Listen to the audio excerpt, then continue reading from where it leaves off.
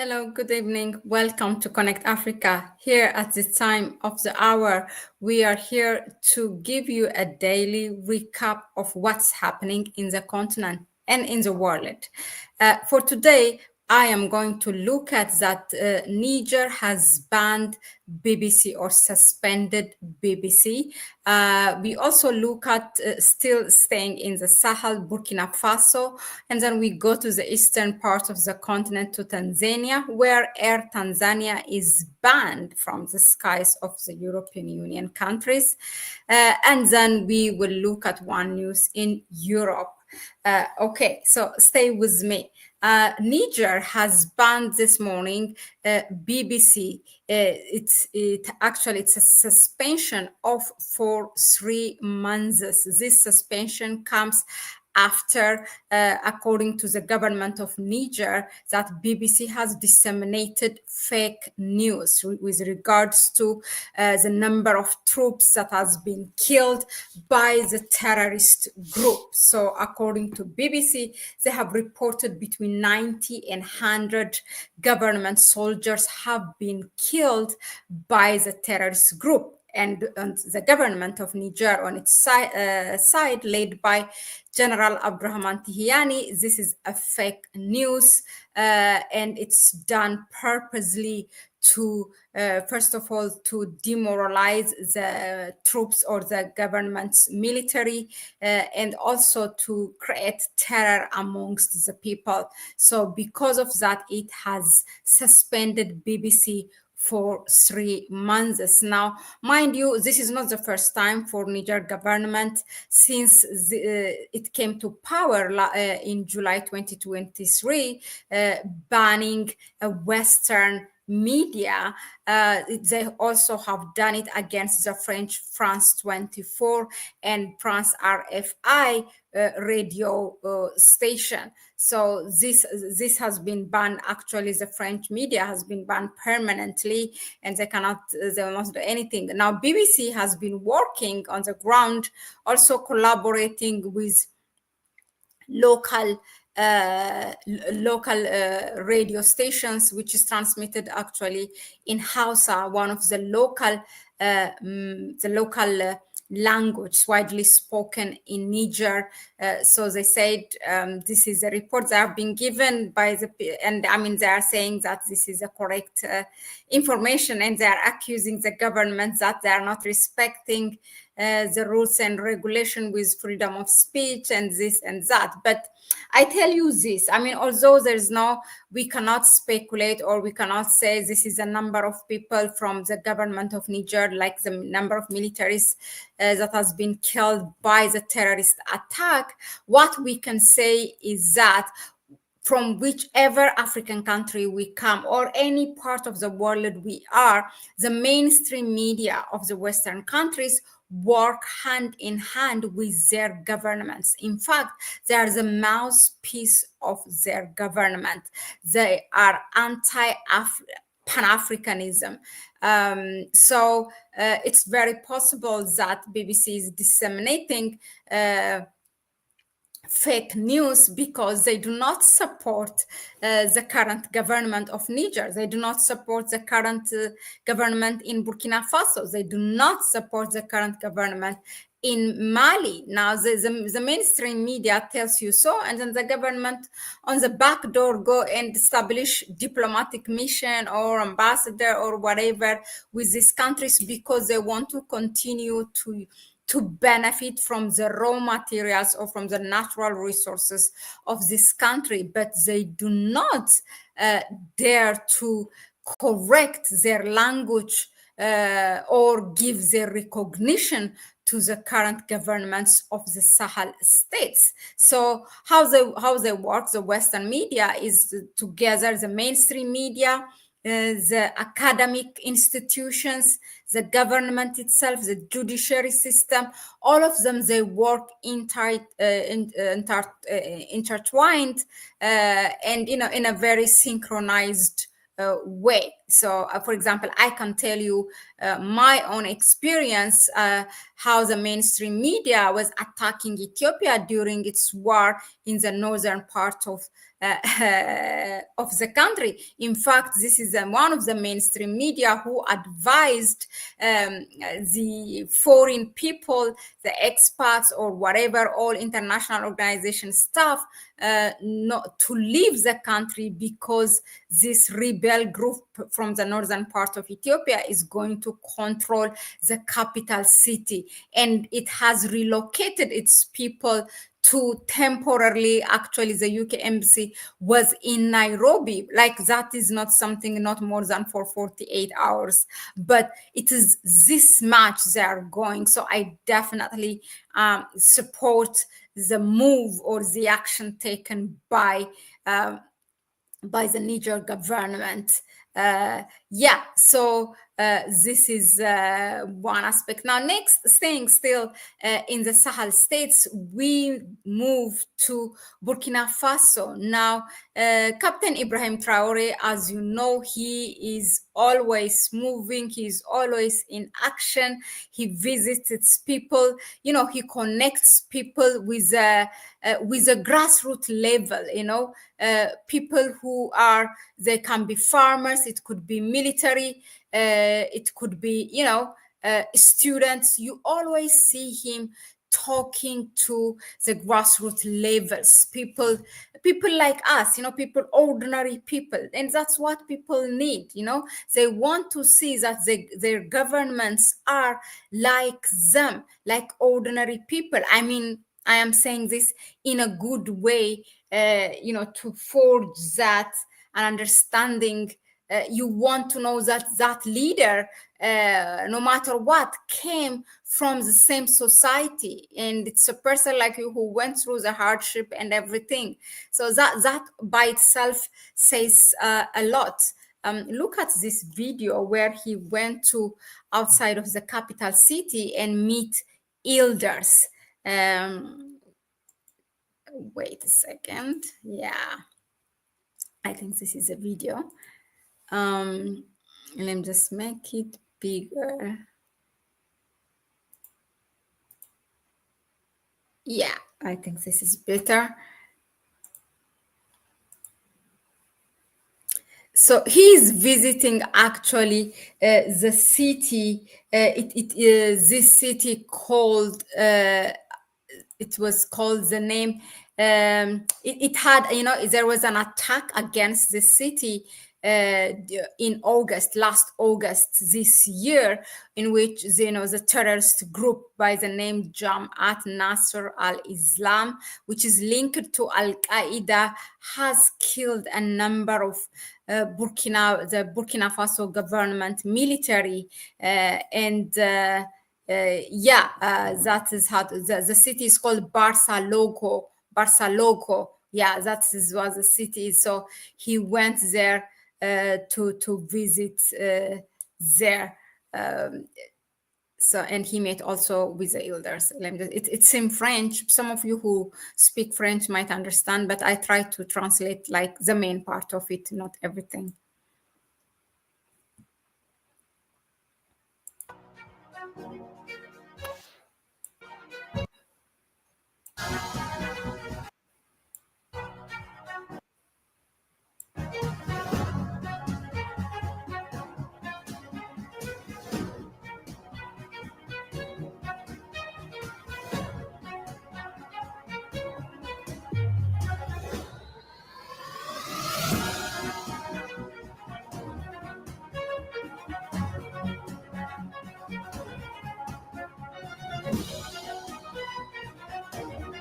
Look at how people cheer to him. Now, the mainstream media tells you that now these are junta leaders who came to power through coup d'etat.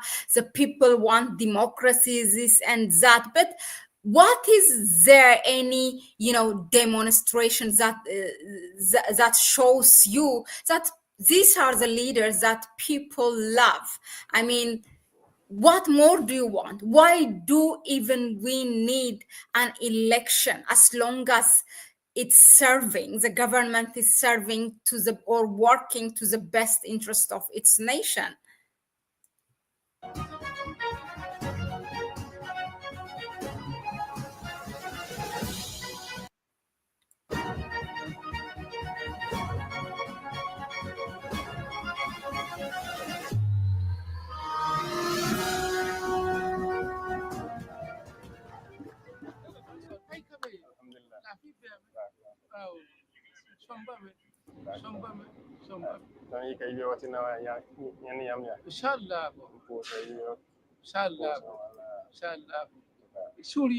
So he says we came this morning to greet you people, and the man says, the elder sir, we are happy. Of course, I don't speak the local language, but I'm reading the caption in French. Kon patong si ni ka wuto wala na tu sura ngehe mo mbe sura zugo tal ko barsalo fam yam kelma yam la fiya am sol ma fati ya sura sam palon wa keram tibam tuma saba wajiba aye wala dosinga hal yella hando teka songoringa telo yinga jisi fa kara yomusu alhamdulillah wasa ne ba yiki da ke da kaya ble ba do wata me bai bu fa ka bende ton se kan ne ba sura zugu me ya woto nde na sugura PDS ne nye ambulance sura zugu ya woto te na matin sans patron ka pen chenga kaya okay ya woto bala ina soma wasa ko ye ka be okay ton suriya no inshallah nazim sa. So some of the conversation goes like this, okay, like he tell him the people, as I told you, there was an attack in that town and a number of government military have died, I think maybe hundreds or something. So there's also a next, like actually the fifth largest city of Burkina Faso called Kaya, which is near to this Barsalago city. So the man is telling him now people go to the Kaya city, which is the largest one, and they come back so without any problem. And there was also a change of troops here. And the president says, Captain Ibrahim Traore says, yes, we met people on the way, and also we met ambulance. He's also talking about, the people who are sick, how they can be evacuated now to the city of Kaya to get medical help. And then, regarding the operation of the military, he's saying because it was a rainy season that has delayed it. And the elder says, right now we have no problem. We are happy.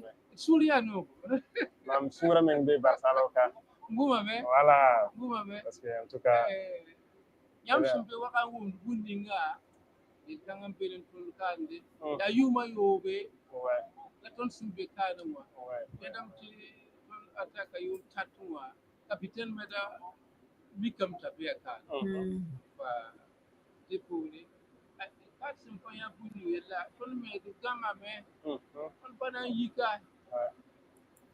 Yeah, so there was 3 years ago who visited them, captain, and yeah, they're playing, they're talking, and what's important is actually that first of all the symbolism is that that he visited this place where there was an attack and checking people. In fact, from people even selecting elder people sit with him, just very very typical Burkinabe people sitting under the tree, just like any normal day in the country, and talking about whether there is an improvement after that, and how the people are, how the young people now they can travel peacefully, this and that. So this is, very interesting, and this is what makes again very unique about Captain Ibrahim Traore. He really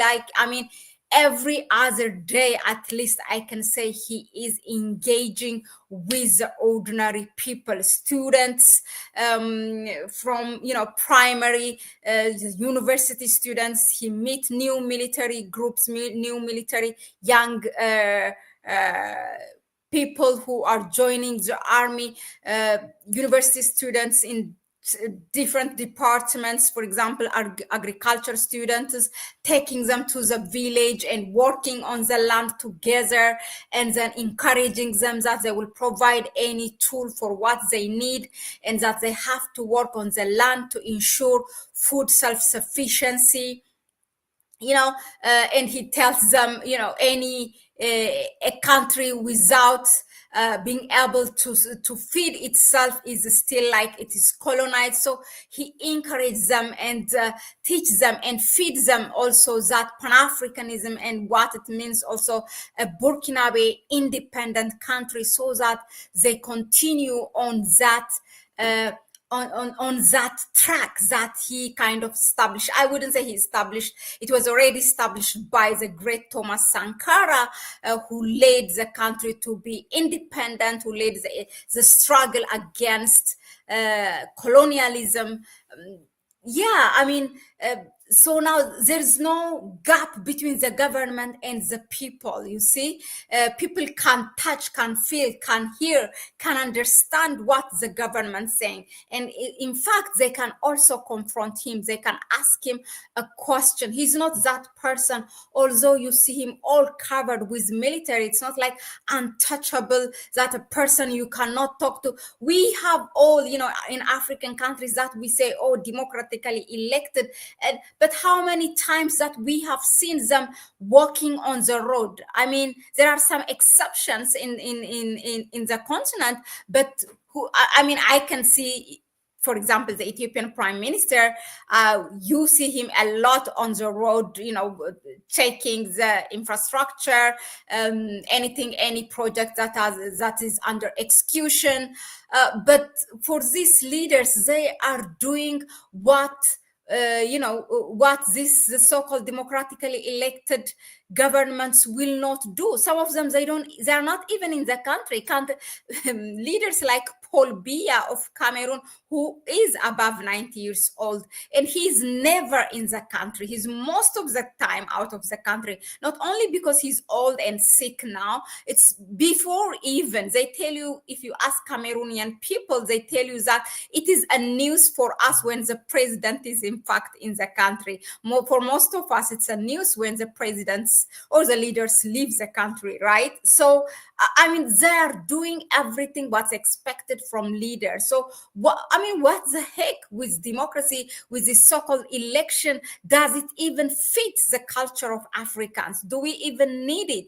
If they are working to the best interest of the people, that's it. So that's all I want to say as far as the Sahel is concerned. Now let's move to the Eastern African country, Tanzania. Why the Air Tanzania is banned by the European Union? That's something we are going to find out. So let me share this news with you. Give me a second. If you have any question, drop it in the chat section, so I'll try to address it, since it's a daily recap of what's happening in the continent. So wait a moment. So here, as you can see, Air Tanzania banned from EU skies amid safety concerns. Okay, so what you need to know is the EU air safety list is a roster of airlines that do not meet the necessary international safety standards and therefore face either operational restrictions or a complete ban from flying within the European Union. So Air Tanzania happens to be one of those lists. That's what it means. Now, Air Tanzania Company Limited has been added to the European Union's air safety list, effectively barring the airline from operating within the EU. That's really hard. That's like stopping it not to go outside of the continent. Even sometimes, I think within the continent, you don't need to go to EU, but to go to other, you have to, even if you want to go to the Middle East or something, you have to fly over the European Union. So that becomes now a problem. Anyway, so now this is even though the national carrier does not operate any flights to the European Union zone. Okay, so Air Tanzania, it's, by the way, a very fresh and newly established company. It's established under Suluhu, this current president, Samia Suluhu, and they are still buying, small one by one their aircrafts. So as this news says, actually it doesn't have any operation like destined to the European Union zone, but definitely they were using the sky to go to other countries. Okay, so the EU air safety list is a roster of airlines that do not meet the necessary international safety standards and therefore face either operational restrictions or a complete ban from flying within the European Union. According to the EU statement issued on Friday, December 13, 2024, that's today, Air Tanzania's inclusion on the list stems from safety issues identified by the European Union Aviation Safety Agency. The statement did not state the exact issues of what Air Tanzania faced that warranted it to be marked as unsafe. The statement says the EU refused to grant Air Tanzania the third country operator authorization, which is essential for foreign airlines to operate within EU airspace. Yeah, it might not be that, affecting the air company or Air Tanzania, but still, okay, let's continue. However, government's chief spokesperson, Gerson Misigiwa, announced that the Tanzanian government is in an ongoing discussion with the European Union aviation authorities to secure a license for Air Tanzania to operate in EU airspace. According to the spokesperson, he clarified that Air Tanzania does not operate any route to EU destination. However, efforts are underway to obtain the necessary licensing for the national carrier to enter EU airspace, aligning with the bloc's stringent aviation rules and regulations. EU aviation experts are expected to visit Tanzania soon to complete the vetting process. This inspection will be a crucial step toward granting Air Tanzania the license to operate in EU airspace. The statement further says that as part of its aviation safety policy, the Commission ensures that only airlines adhering to strict international safety standards set by the International Civil Aviation Organization are allowed to operate in EU airspace. I mean, you cannot blame them. They have to safeguard their own safety. Okay, so the other list includes, alongside Air Tanzania, airlines from Russia. Okay, we all know why Russia is banned. Zimbabwe, Venezuela, Iran, Iraq, North Korea have been banned or subjected to severe operational restrictions. I'm sure some of them, for example, Zimbabwe is managed by Ethiopian Airlines, so you cannot say that something operated by Ethiopian Airlines does not qualify those safety rules and regulations, because Ethiopian Airlines itself is allowed. But with the issue with Zimbabwe could be with all the restrictions that it's facing from the world, because the government, what's his name? Rest in peace, Robert Mugabe, took the lands from those white lords, the British people, or maybe any other European people, their land, and has given it to the Black people. That has brought a sanction against Zimbabwe. Some of this banning is political, but I am not saying that is the reason, that is the case for Tanzania. Air Tanzania is quite new for the business, so I understand why the EU is banning. While the Commission decision is a setback for Air Tanzania, it mirrors a broader trend of holding airlines accountable for not meeting safety expectations. The EU's decision to update the air safety list is a result of a comprehensive review conducted by member state aviation safety experts in Brussels last month. Now, this meeting held from November 19 to 21 under the guidance of the EU Air Safety Committee reinforced the importance of international safety compliance.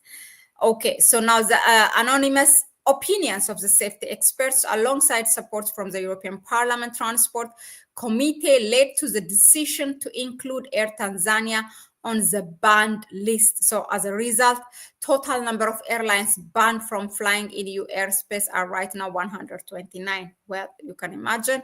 While some airlines like Iran Air and Air Koryo face restrictions that limit them to specific aircraft types, for EU flights, most of those on the list have been fully barred from flying within the European Union due to serious safety deficiencies. Air Tanzania path to re-enter the European market appears blocked unless substantial improvements are made to meet international safety standards. The airline, alongside other carriers on the banned list, will need to address these concerns in collaboration with their national aviation authorities if they hope to regain access to EU skies. Yeah, if they need the business, they definitely have to do that. But you know why I go in detail and read all this? Some of you might say, even, I mean, this is not necessary, Mahlet, why you are reading this. But the thing is, look how the European Union is working for the safety of its people. The European Union transport safety, look at the matter. Imagine if it's Africa.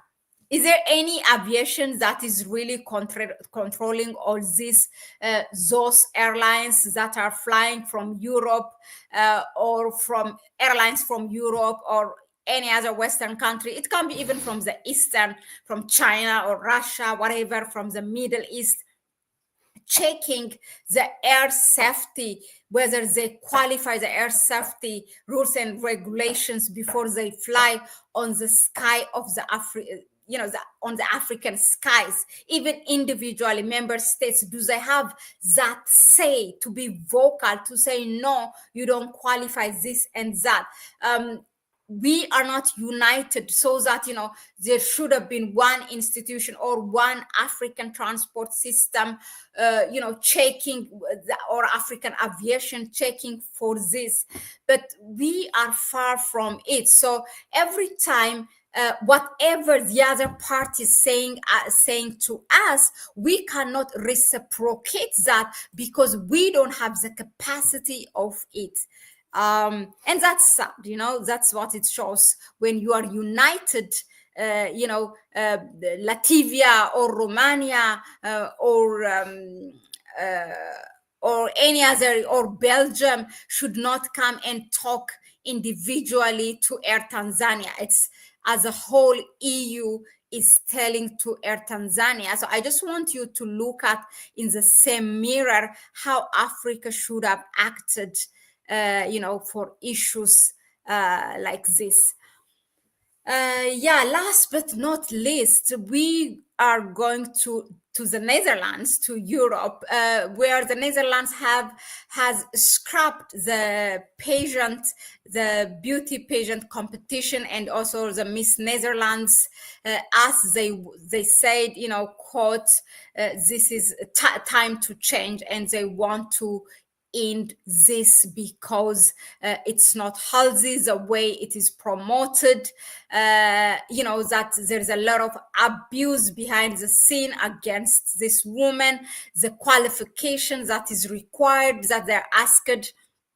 That a woman that's going for the beauty pageant should not be married, cannot have a child, cannot have a child, cannot be even married or divorced.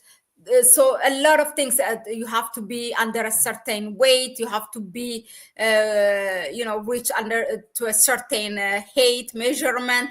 All these things they exclude all other women. So the Netherlands is saying that it's time to change. So this is really important, for hopefully other countries will follow the Netherlands and do what they have to do. That's a good start.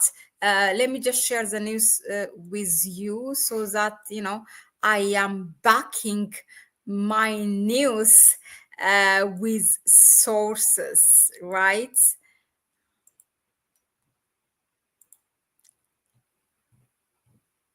Yeah, so I think I got it.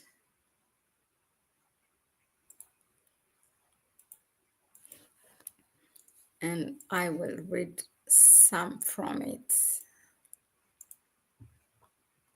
Yeah, so Miss Netherlands pageant scrapped as the world is changing. Organizers say it's time for a change.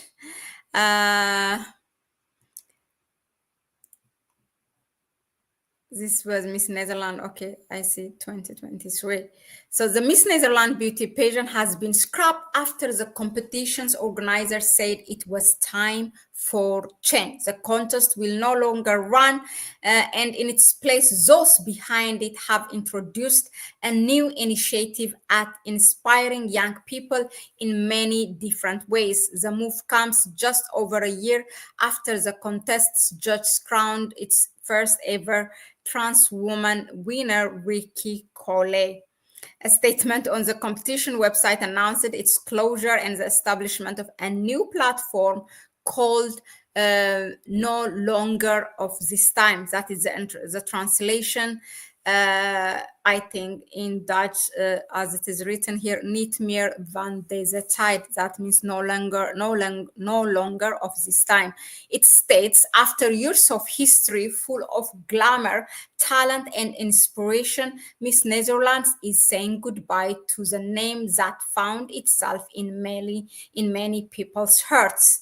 But this is not the end, it's a new beginning. The world is changing and we are changing with it. Miss Netherlands is transforming into No Longer of This Time, a platform that revolves around mental health, social media, diversity, self-expression, and much more. No more crowns, but stories that connect. No dresses, but dreams that come to life. Here we inspiring young people to be themselves in a world that is constantly changing. I love that statement. I'm going to repeat that seriously. I just love it. So Miss Netherlands is transforming into No Longer of This Time, a platform that revolves around mental health, social media, diversity, self-expression, and much more. No more crowns, but stories that connect. No dresses, but dreams that come to life. Well done to the Netherlands. Hopefully others will follow to the footstep of the Netherlands, and that this thing will come to an end. It's a billions of dollar business, by the way, and a lot of sponsorships. Well, yeah, thank you very much for tuning in. That was a daily recap. From us to you for today. A quick shout out, Mohammed Musa Ali. Hello, thank you for being here, for your suggestion, comments. Olga 404, thank you and good evening to you too.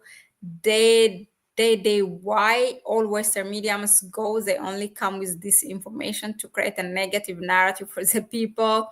I agree.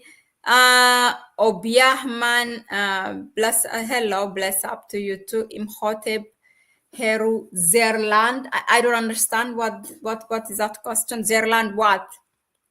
So yeah, I think that was it for me. Thank you, and please go ahead and subscribe to the channel. Give it a like if you find it informative enough. Share the video with others. That will help us a lot.